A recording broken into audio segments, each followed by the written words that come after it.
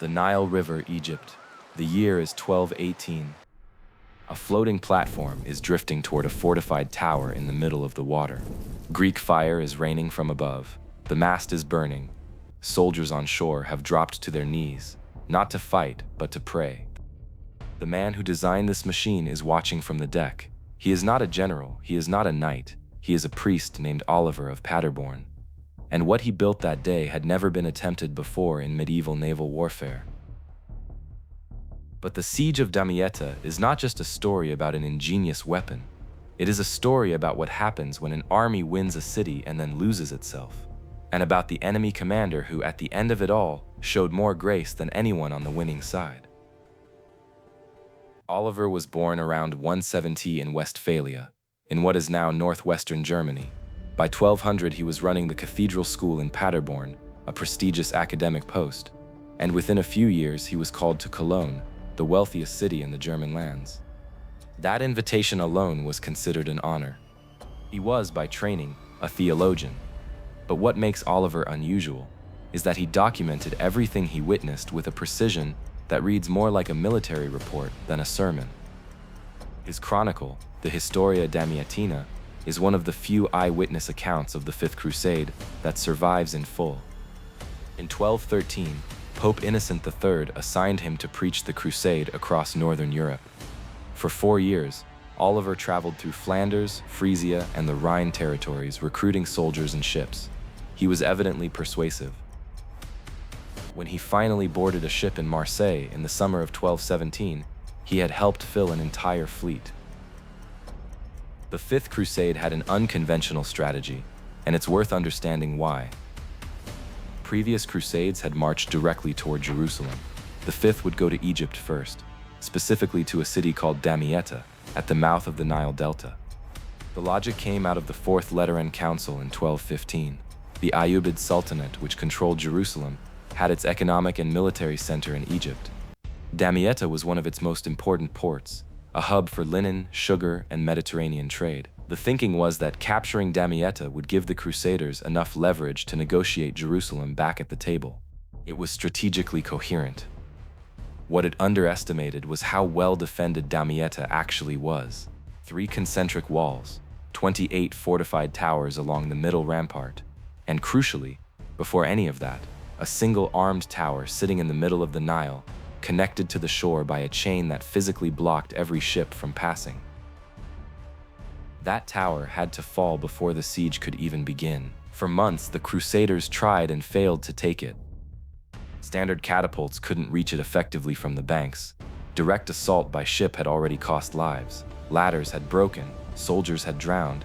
One Crusader vessel caught fire and sank with its crew still aboard. The tower was too well supplied to starve out, and the depth of the river made tunneling impossible. Oliver's solution was structural. He took 2 ships and lashed them together side by side, creating a stable platform that could resist the Nile's current. On top of the platform, he erected 4 masts. Between the masts, a fortified turret, reinforced with rope netting, covered in thick animal hides to resist Greek fire. Suspended from the front of the structure, extending 30 cubits forward over the water, was a siege ladder that could be lowered directly onto the tower's battlements. When Crusade leaders came to inspect it, Oliver records that they said no one had ever built anything like it at sea. He writes with characteristic modesty, attributing the idea to divine guidance rather than his own ingenuity. But every technical detail in the chronicle points to one person. The assault began on August 24, 1218. What followed was one of the most chaotic sequences in the entire crusade. The ladder caught fire. The mast nearly collapsed. The Crusaders, watching from shore, were convinced the machine was lost. Then the fire was extinguished. The ladder held. A knight from the Diocese of Liège was the first to reach the top. A Frisian soldier behind him seized the Sultan's yellow banner and threw it into the river. The chain fell. The Nile was open. 14 months of siege followed. On the 5th of November 1219, the gates of Damietta were found open at dawn. When the Crusaders entered, they found no resistance, because there was almost no one left to resist. 80,000 people had died during the siege, the majority from famine and disease. 3,000 were found alive. Oliver, who had helped engineer the campaign that produced this outcome, documented what he saw with visible horror. Damietta had fallen, but what followed was nearly 2 years of paralysis. A leadership dispute between the papal legate Pelagius, who refused to cede command, and King John of Jerusalem, who eventually abandoned the campaign entirely. The army held the city and waited for nothing. In the summer of 1221, Pelagius finally ordered an advance toward Cairo. The timing was disastrous in a way that anyone familiar with the Nile should have anticipated. It was flood season. On the night of August 26th, the army broke camp in disorder. Soldiers who had been drinking heavily fell asleep in the fields. Others stumbled through the dark trying to find their units. And then, on the Sultan's orders, the Nile's floodgates were opened upstream. The water came fast. Fields turned to mud. Horses couldn't move. Turkish cavalry closed from the right, Nubian infantry from the rear, and the road forward was blocked. The army was effectively surrounded on 3 sides with the Nile behind them. Oliver writes, "Let that night be taken by a dark whirlwind. Let it not be counted among the days of the year." 2 days later, Pelagius asked for terms.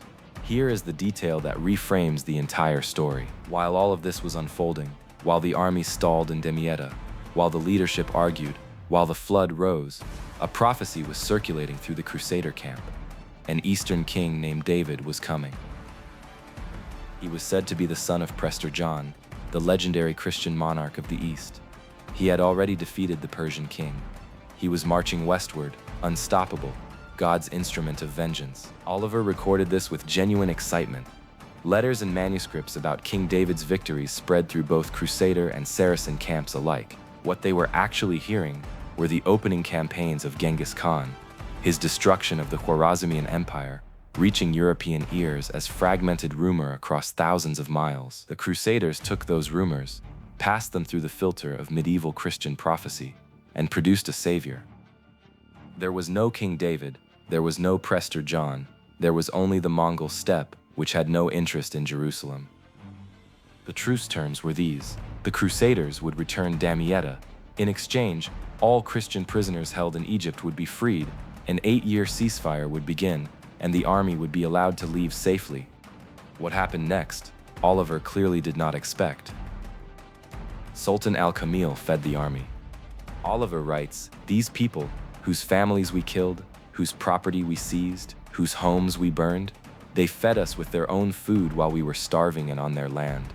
The passage is remarkable not for what it says about al-Kamil, but for what it reveals about Oliver himself, a man capable, after everything, of writing that sentence honestly. Back in Europe, Oliver sent the Sultan a letter.